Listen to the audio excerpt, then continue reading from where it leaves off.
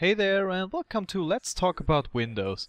So in this commentary we are going to talk about these little framey things that keep cold air out or keep warm air out. No, we are not talking about that. We are talking about Microsoft Windows, of course.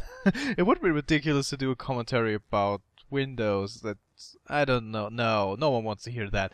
So yeah, we are talking about Microsoft Windows. So you probably have seen my video about my PC problems. If you didn't, just do it. Come on, go to my channel and look at it. So I had lots of problems lately with Windows. It was just the firewall on my Windows wasn't activating, and Battlefield wasn't working, and it was just ridiculous, and I got so many bugs, and it was just I hated Windows right at that moment. So I installed Windows 8, and oh my god, I hated that system even more. It's ridiculous how bad Windows 8 is. It's just, no, I never want to use Windows 8 again.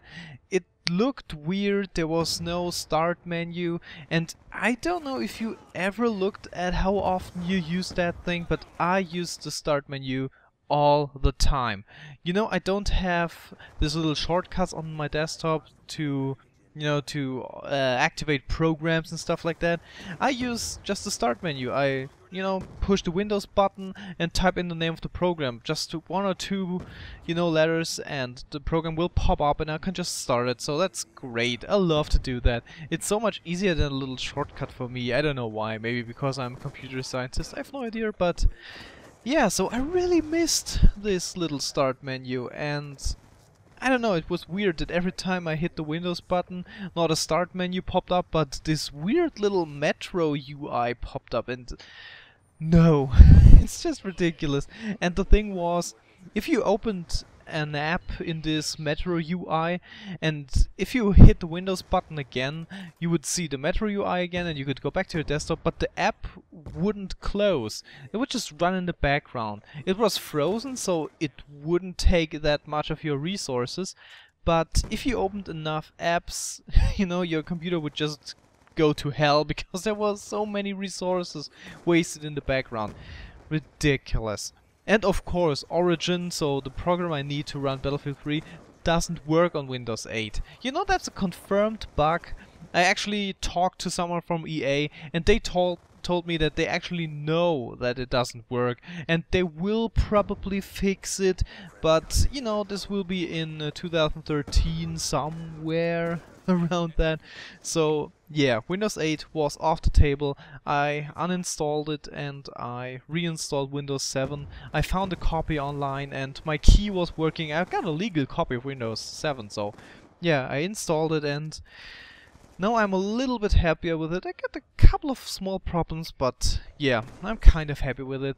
And I know a lot of people complain about Windows.